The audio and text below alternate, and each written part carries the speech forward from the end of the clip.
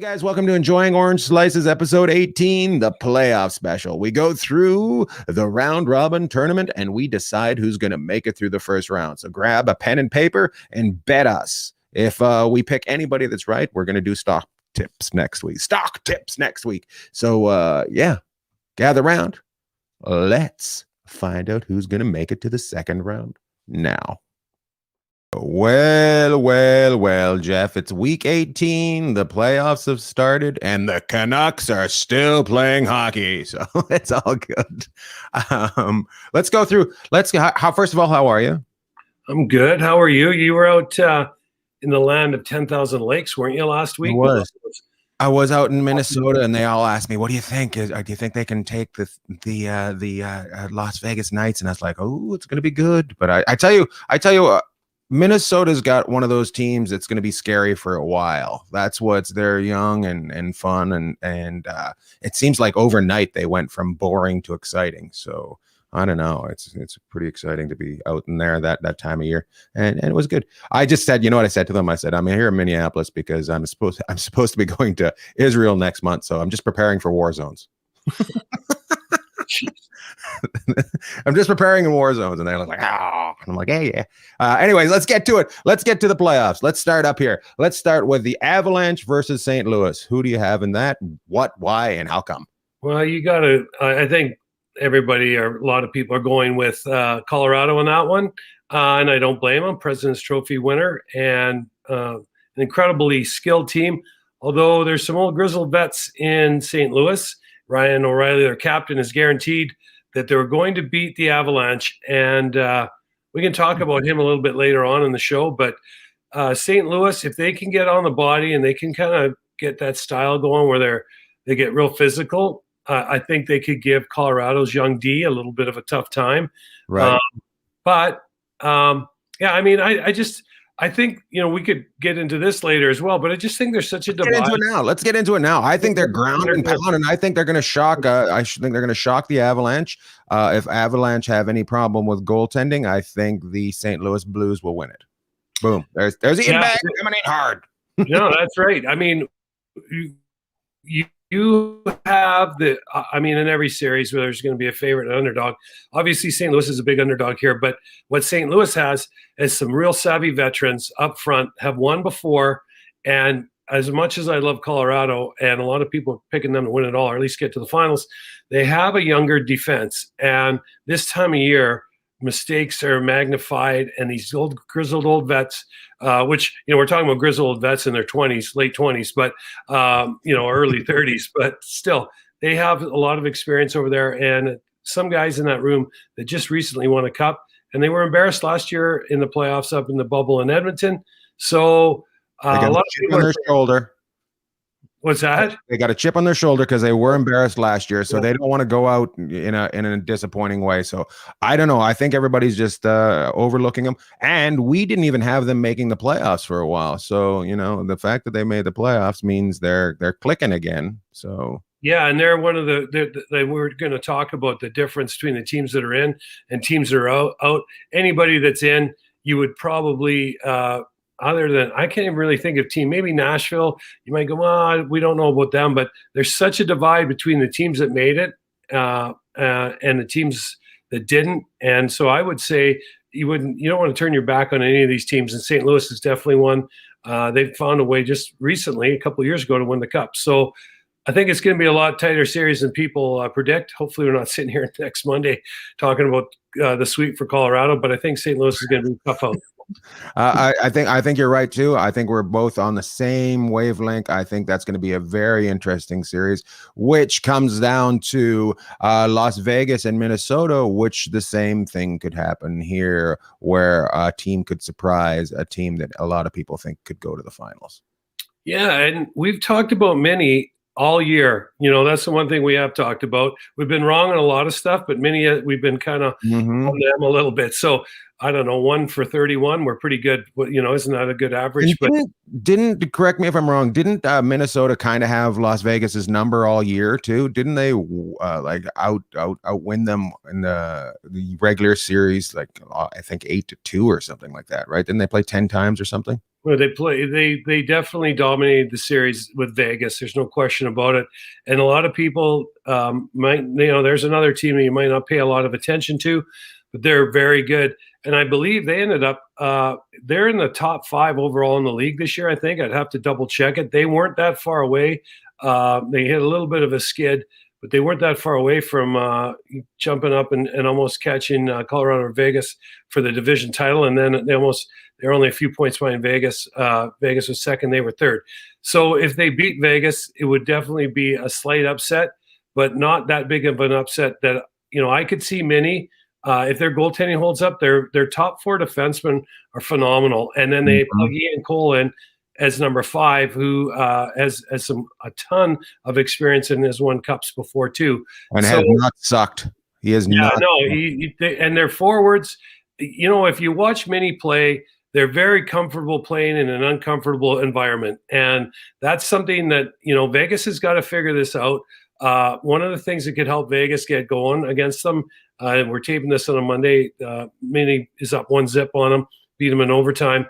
Vegas needs to get their power play going because if they're very comfortable playing in these kind of grinding, low-scoring games. They're like the Islanders, very similar team. And the next thing you know, you turn around and they're in the Final Four. So everybody, I think, early on is looking forward to Vegas and Colorado being in it, but I sure wouldn't sleep on a Mini, and Vegas got their hands full. I wouldn't sleep on Minnesota, but I wouldn't sleep on Vegas too. I don't think they panic. I think they're kind of like the St. Louis team of the year they won the cup. They have that kind of, they lose a couple games, but they don't panic. And then they go on a long winning streak and then they lose a couple and then they don't panic. So I don't know. I think that's going to go 7 games, that whole series. You didn't happen to go to the game last night, did you? Well, thanks for asking. You're like a reporter asking a question that you already know the answer to. Of course I went to the game. You said it.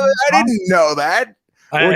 So I've seen 2 games in the last 16 months. I saw the Henderson Silver Knights and San Jose Barracuda live at the Orleans in Vegas. Ooh. And I saw them about a month ago, and then I was there yesterday to watch. And what I got the sense of right from the very, very beginning of that game is that there was no room out there. It's very tight checking, tons of blocks, tons of hits, and the refs, and we'll talk about the refs later on, but anything goes out there. And this is going to be a series that has 7 games written all over it. I mean, one team might get away on the other team in a game or 2, but you're right about Vegas. Vegas has been there a lot. They got a lot of guys. I mean, they've got a lot of these guys are still around. They've been in the conference finals and the finals in 3 of the last 4 years, 2 of the last 4 that they've been in, and then they lost the heartbreaker to San Jose. So Vegas definitely has the pedigree. Marc-Andre Fleury played great yesterday. Talbot played great yesterday. But they're very aware of Minnesota's capability. First NHL game you've seen in almost 2 years. You said a year and a half at least. How fast was it? Did it look really fast, or did it look the same as before? Yeah. So the last game I would have seen in person would have probably been in late February of I don't even know, 2020. I guess it is now. So over a year. Now. Yeah. It's close, right? But that, I don't know. We'll have to get together and do the math equation later. But very fast. And, it was there's just no room. Like, guys, the pucks were bouncing all over the place. And normally when you see pucks bouncing all over the place and guys having trouble handling the passes or the pucks, it's because the speed of the game is at such a level that guys know they got to make stuff happen in a hurry or they're going to get smoked. So a lot of big hits. Not a lot of scrums, pretty darn good hockey game. Vegas definitely got off, the kind of start they wanted. They just couldn't get anything by Talbot. And then Mini just kind of, since they've got Kaprizov, you talked about it before, that has changed that organization. And yeah, they're still a counterpunching team in my view. They'll just wait, boom, and then they'll get you. Vegas did a great job on Kaprizov yesterday. Obviously, Mini did a great job on Vegas's stars. And it's just like a meat grinder, that game. And this series looks like it's going to be on. But Vegas, if they got to get their power play going to give them a little bit of separation and get themselves some what we would call easier goals, right? Where did you sit, and will you be going to game 2? No, I won't be going to game 2. But I sat. I was in the lower bowl, just off to the right of the Talbot in the first and the third. Had your regular seats? No. So we were in different seats. And that's for another day. I wasn't really. I won't be sitting in those again, but I was happy to be in the building, and it was an exceptional experience. But and with 8,600 people in the building, it was really, really loud in there. So if the Knights can keep it going and they can keep adding people in there, that'll be just back to the good old days. But Minnie did a great job. I mean, the Knights never scored, so they couldn't get that momentum from scoring a goal. Some big hits, but and I think they are a team that gets a lot of momentum from scoring one goal. I think as soon as they smell, they're like a shark. They smell blood as soon as they score one goal. That's awesome. Jeff Sharples live from T-Mobile Arena in Las Vegas. We got to move on. Let's move on. Let's move to the next. Where do you want to go? Do you want to go to Canadian Vision, or do you want to go up here to the Mass Mutual? You can surprise me. Mass Mutual. All right, here we go. Let's start out with, I know this is going to get you all fired up. The Capitals and the Bruins. You are sour. You think somebody shouldn't be playing right now. Well, I just think that it's a tale of two seasons, and the fact that people might or might not know, it was a fantastic game, Washington and Boston. Tom Wilson, we documented it well. Everyone in the world's talked about it. Whether or not you thought he should have been suspended or not, he was playing yesterday or 2 days ago, and they play again tonight on Monday night. He had 1 goal, 1 assist, helped set up the overtime winner, played huge, just like he's capable of playing. My only thing was, and people that are looking for supplementary discipline from a week ago or so ago against the Rangers would have said, hey, he shouldn't have been in the game. Right. So, that ship sailed. He played great. Washington hung on and was able to get the W, but Boston's going to be a tough out too. These teams, we'll go through all of them, but these teams are so tight. It's so competitive that, Washington looks great. They're interesting. They're going with Anderson is going to be their goalie now, but they're relying on a rookie there. So I think their goaltending was questionable to begin with. Boston has looked better since what's his face, the Taylor Hall showed up. I think you can't sleep on them, and they're kind of a little bit different a team. They're kind of like they were before. They're like, oh, we're tough. They seem like they've calmed down a little bit on that. We're tough. Am I wrong about that? No, they got some. They still big. They can be physical. They got some guys in the lineup that can definitely take care of business. But you've got the one top line. But they're not relying on it like they used to, right? Well, as far as the big bad Bruins type thing, they used to were the big bad Bruins. Now they're tough. They're not weak. They're not scared to go up against these strong teams. But that doesn't seem their modus operandi. They seem to be more of a hockey team rather than a tough team.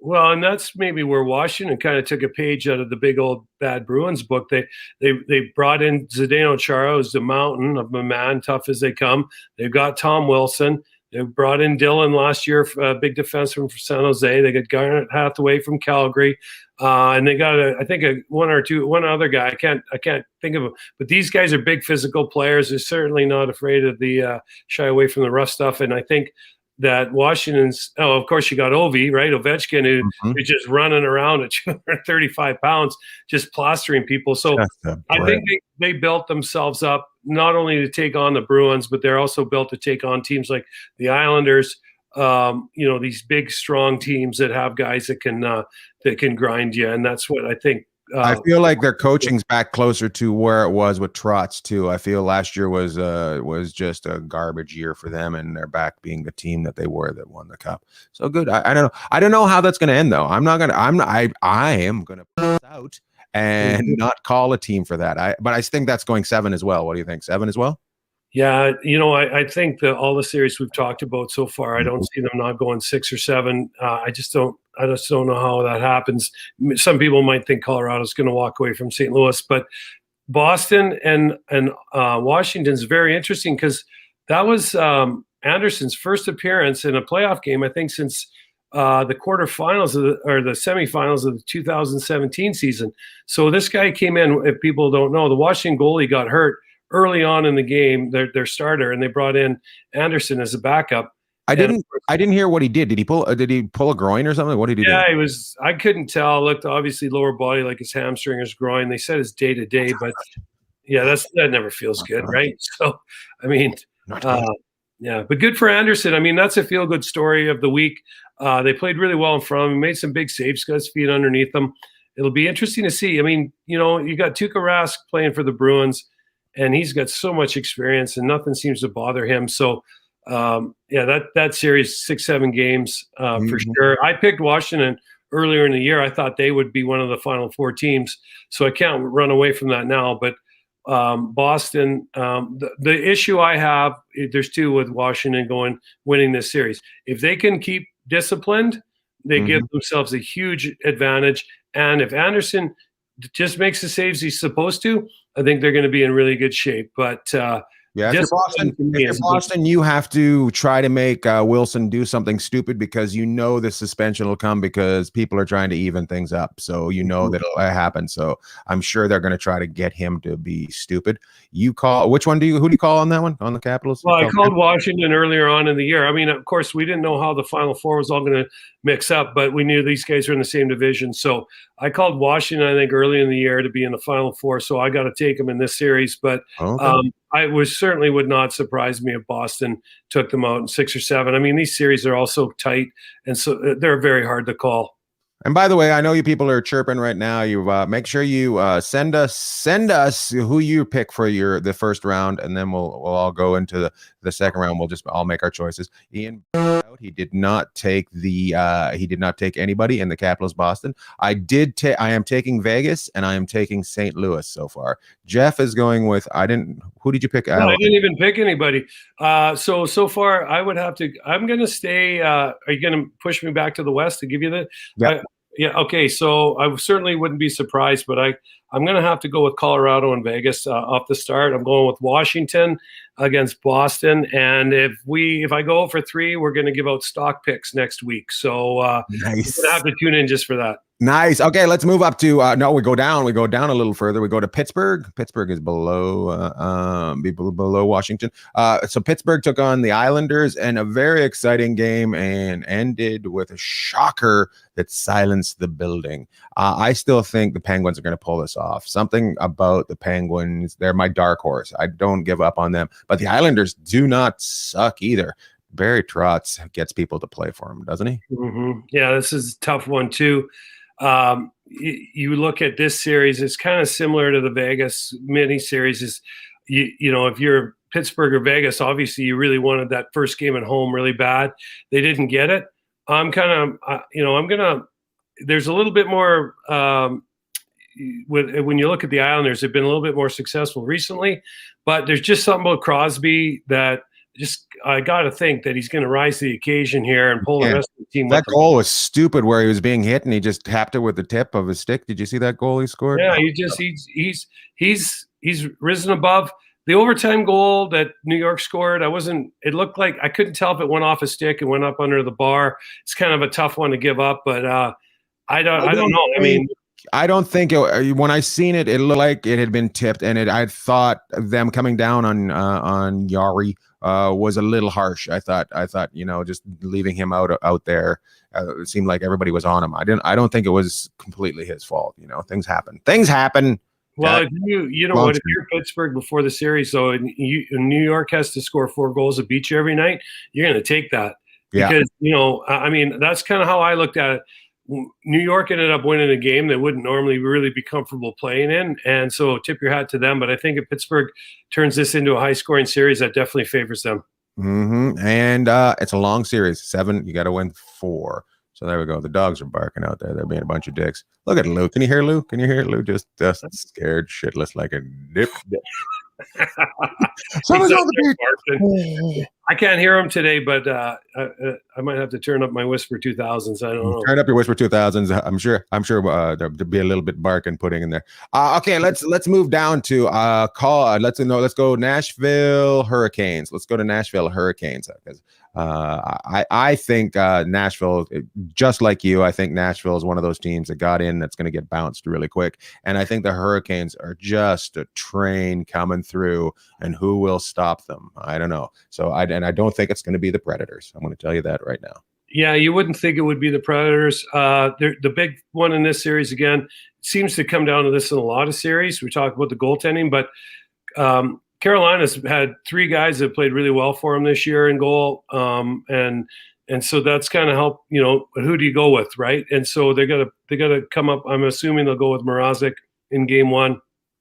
Nedeljkovic, we've talked to him about him before. We're big fans of his because we got his uncle and his aunt are good friends of ours. So we want to see him Jeff knows people. Even though he's from Cleveland, I've never met him, but we're like, hey, we'll give a shout out to him. And but Saros, the Nashville goalie, is I heard the word Vezina kind of season thrown out with him the other night. So once again, all of Carolina needs.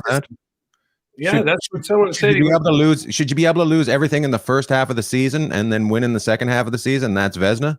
I guess so. I don't know. I mean, it's the new NHL, but I like Carolina in this series. If they get good goaltending, which I mean, at NHL average goaltending NHL is good goaltending, I think they'll be fine. One of the things that really struck me about Carolina is their ability to skate. Nashville's no slouch either, but I think depth favors Carolina in this series, so we'll go with them. And they're a bunch of jerks, so I like them. That's right. We got to see the Storm surge some more. So we'll, but I mean, I love Nashville, but I got to go with Carolina in this one. I'm sure they're. I'm with you too. I don't, even though Nashville's had a tough season, I don't hate that system there, but I do think Carolina, good for them, just building on something that looked like it was going to get moved again. Now we go to Florida, the home of hockey. And I got to be honest with you. We talked last night, and then I watched this game, bits and pieces of this game, and it was insane. That game was insane, and that intensity has to be matched in the North. Otherwise, Florida is the new home of hockey, because that was great. Yeah, it was carnage. That's all. The word that came into my mind was carnage. There was people all over the ice, and I mean, it was. I haven't seen a game like that in years. And so if you have a special team you like to watch, do yourself a favor and tune in to Florida and let's see, we've got Florida and Tampa on on Tuesday night now. So we got a night to get ready for it. It was insane. I've never seen anything like it. It was 5-4. Florida had the game in hand. They took basically an undisciplined penalty. Right. Tampa Bay scores. Then they get a breakaway with a minute left, and Tampa Bay scores again to win it. You're like, what is going on? But I will say this. Tampa's the defending champs, and if you watched them last night, you can see why they're the defending champs. The big difference in that game and the big difference in a lot of these playoff series, we're talking about goaltending, but it's going to come down to special teams. Tampa Bay, Florida was playing their best hockey last night. Tampa Bay still found a way to get 3 goals in the power play, and they got to tighten that up. Florida does, or Tampa Bay is going to carry on. And it's so weird talking those two names of towns being just juggernauts. And did you think that goal? What do you think that they called off that goal that Florida pushed in? And I was just like, they didn't call anything off like that the rest of the year. So it was a struggle for me to go, all right. Yeah, there looked like there was some traffic, and it was Bennett. Sam Bennett scored, and then Tampa Bay, or he was right there. Tampa Bay came right back down and scored a shorthanded goal. Yeah, that was on the power play. It kind of was a little bit of a rough ride there for him for a few minutes. But yeah, that's the thing. Like that goal gets called back. It's kind of like, oh, you can't touch the goalie. I get that. But then everything else, my goodness, the rest of the game, there's stuff going on. It's just incredible to watch, and this stuff isn't getting called. What do you think? What do you think of the reffing during this so far? Do you like when they put the whistles away, or do you think like when they micromanage a game? Well, I can tell you from what I've seen so far, the whistles have been put away, and so that favors the more grinding teams than it does maybe the quicker teams with pace, because grinding teams can slow them down. What I saw, which was been a penalty, if you even go near the guy's gloves with your stick the last 2 or 3 years in the regular season, they call it. There's all kinds of stick infraction. Guys were giving each other the can opener yesterday where they got their gloves in there and spinning them out. Are they sticking there and spinning out, in on the hands, no call. So, I don't know. I think a team like Tampa Bay can win any way you want to go. So that's why they were the winners last year. But Florida's got to be more disciplined. I would like to see it called a little bit closer to the regular season. I understand there's a lot more emotion, a lot more stuff going on now. You don't want to get in the way. But I think there was a couple times that, even in the Vegas game I was at, I remember Fiala got a penalty and he came right up to the ref and I could almost read his lips. He's like, how's that a penalty? And, now. And now, yeah, why now? Yeah. Tap the guy on the hands.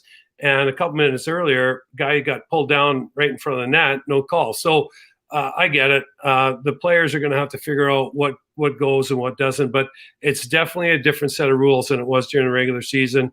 And the team that figures that out the quickest and accepts it and plays through it is the team that's going to be one of the more successful ones.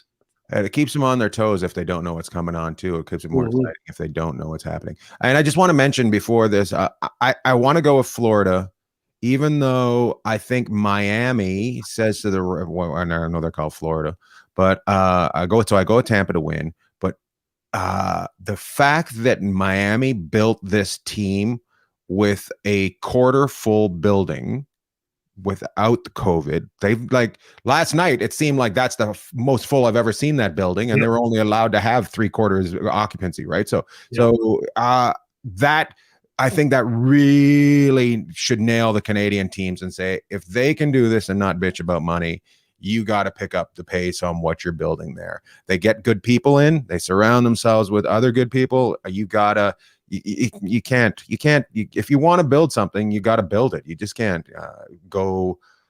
So I'm mad at some of the Canadian teams this year. And one of them's I was just about to say, give Peace a chance. Like, come on, we haven't even got no time for Peace. People are going to be so proud of you. We got 26 minutes in this week, and I think there was one reference to the North. So, anyways, are we going to finish on these guys so we can get out? We got to wrap this crap up. Come on. We got. So do you want to leave out the Canadian division? Or you want to go? No, we got to talk about it. Let's get going on them. But go. Florida and Tampa, tune into that series. That's for the best. Good of the game. I'd love to see Florida, but I just see after last night, man, Tampa they look like that was the kind of game that got them going again. And look out. For me, first game, the best series of the whole thing is right now is Tampa, Florida. Okay, it's not even close. Yeah, and they're all good. Let's go to Edmonton, Winnipeg. I'm going to pick Winnipeg because I just want our buddy to have a job at the end of the year. I was like the same thing. I was like, well, we can't really bet against Winnipeg because Flats is there. So, right. Here's where the conundrum is, right? We got our buddy Flats that we got to pull for. Mm-hmm. Then you got the best player in the world, McDavid, that you kind of want to see him get out and get some winning so people can see and he can help. You need superstars to be part of it. But Winnipeg really concerns me where they are right now in the way they finished the season. But they do have high-end forwards, and they do have the reigning Vezina goalie in Connor Hellebuck against the basically unstoppable offensive machine of McDavid and Draisaitl. So I think Edmonton might prevail, but we'll have to wait and see. We're going to pull for Winnipeg. We're going to pull for Winnipeg, but Edmonton's going to win it. We're kind of being homers on that one, right? We're being homers. We're pulling for Flats. So that's we'll just go with Winnipeg. I will say this, though. If Winnipeg can make the season end the other day and start again fresh, they will beat Edmonton. If they can start again fresh. Well, Paul Maurice is brilliant, and the Winnipeg coach, he's a deep thinker. So there's nobody that spent more time. They knew they were going to get Edmonton for a while, even though Montreal snuck up on them at the end. They knew they were going to get Edmonton. If anyone can figure it out, he can. They've also got some guys in that lineup that played in really big games. It wasn't that long ago they were in the conference finals. So let's see. And, Edmonton has had a really good year. And to me, in the North, Edmonton has been the most complete team because of the buy-in of the guys that play below the superstars. Just go out and do what they're supposed to do, and they chip in. So shovel and get out there and dig. Yeah, and they've been digging all season. So good for Edmonton and Dave Tippett up there with what they've done. And Kenny Holland, our old buddy Kenny, is their GM. We'd like to, like I say, one side of me would love to see McDavid go on so the rest of the world can see this guy play in meaningful games that are big games on the biggest stage. And the other side is us pulling for our hometown buddies. So Edmonton has a problem, though. If Mike Smith gets hurt, they're in trouble. Yeah. That backup goaltender is shady like you wouldn't believe. I don't know. The Vancouver Canucks, 4 shots, 4 goals. It's got to be some sort of like. So there's trouble. There's trouble in Toontown if he ends up in there. Yeah. But let's go to that. So we're both rooting for Edmonton. No, we're rooting for Winnipeg, and we think Edmonton's going to win, which is going to drive Trent Franson absolutely fucking bonkers. If they yeah, we'll be getting letters and text messages and emails from one person next week. So and there's a guy that follows us that follows the show he's a funny guy. Number 1 is what I wish you knew what his name was, but he's a huge Edmonton fan, so he'd be happy that we're cheering for Edmonton. Even McDavid looks like he's playing possessed this year. It's just tough to bet against him. So pretty impressive. It's pretty impressive. And now we move up to the original 2 teams in the NHL: Toronto, Montreal. We're going to end it on this. For the sake of Luciano's not getting off the edge of the bridge, I say Toronto's going to win this. I don't know. They say that Montreal was built for the playoffs. That's what they've been telling me for the last 2 years. For the last 18 weeks. Yeah. Yeah. That's what it does. So if they're built for the playoffs, here's where it goes. Does everybody get the house cleaned if Montreal loses? And I do suspect that Montreal loses against Toronto, but at the same time, this is my could give a series. That's what this. I don't care about either of these teams except for Jack Campbell. Go ahead. It's up to you. You know what? It's just for those that are hockey historians and love the original 6, which we all do. But this is the first time since 1979. I think these 2 have played in the playoffs. I don't know. I mean, fact check me on that, but I thought I heard that thrown out there. So it's exciting. It's got to be way further than that. I don't know, but I think there's going to be a couple of things. Is can Toronto win the close games because Montreal's going to try and lock them down? Is Tyler Toffoli the sniper for with all that playoff experience he has in Montreal? Can he get going and can they get some leads on Toronto and make Toronto play tight? If Toronto gets out in front of them and is able to skate, they played well against Montreal all year. Toronto's got all kinds of pace. If Jack Campbell does what he's been doing most of the year, you would think Toronto would be in pretty good shape in this series. But I got to go back again, and I believe Montreal's another team I picked to come out earlier in the year. And the reason they've got their top 4 defense are very solid, and they're very hard to move on in the playoffs. So if those guys are going and they get some good goaltending, they're going to be tough for Toronto. It's just the way it is. It's just so blown up there. So anyways, I know we're going way overboard and people don't want to hear us keep talking about that, but I will say this. Montreal is the same as Winnipeg. If they stop and they stopped the other day at the end of the season and it's a new season for them, Toronto could be in trouble. So, Montreal did really well last year when they got in on the, there's 24 teams that made it into the playoff bubble and they were one of them and they had a heck of a run. I just don't know where Montreal is. I watched them a lot this year and it was really good at the start and then it was really, really average. And Toronto has some guys that they're superstars. Austin Matthews, there's another guy. You'd love to see him, and Mitch Marner. These guys keep on playing so people can see them. And Montreal or Toronto, I'm cool with seeing both those 2 teams do well. I wouldn't say I'm the hugest fan. I love those 2 original 6, but I got other teams I'd put in front of them. But for the game, it's probably not the worst thing in the world if one of those 2 gets to the Final 4 too. Right. All right then. Well, okay. And I love their unis. So I guess that was kind of almost like a Switzerland answer. I didn't mean to go there, but yeah. You didn't make a decision on that. I didn't make a decision on Boston Capitals, and then you came around and didn't want to upset anybody in Canada. So there we go. Well, I did. I don't even know. We kind of took Edmonton and we kind of took Winnipeg, but I would have to say in this one, if Toronto's ever going to get it done, this is the year they got to get it done. But I picked Montreal, so I don't know. You know what? I just don't know how I can go back on that. I said that earlier in the year. I'm with you. Edmonton's got to shine this year. Toronto's got to shine, and this could be the year that Montreal shines. So, in a weird way, they're all stuck together with the ability for one of them to make it into the Final 4, but in the same time, two teams are going to get screwed, and it would have helped them out if they had not been in this kind of division, which would have been just the top 16 teams getting in, right? So I interrupted you before. You want to love to all, everybody? Okay, we got to get out of here. Love to all. Love to all. See you, Jeff. Bye. Hey guys, thanks for tuning in to another episode of Enjoying Orange Slices with Jeff and Ian. Send us an email to this email right here. Join us on Instagram or Twitter over here. What else? I will be in Lexington, Kentucky this week at the Comedy Off Broadway. So if you want to come see me there. The hotbed of hockey. Actually, they used to have the the Kentucky Thoroughbreds there. So AHL team. Hope you're well. Take care.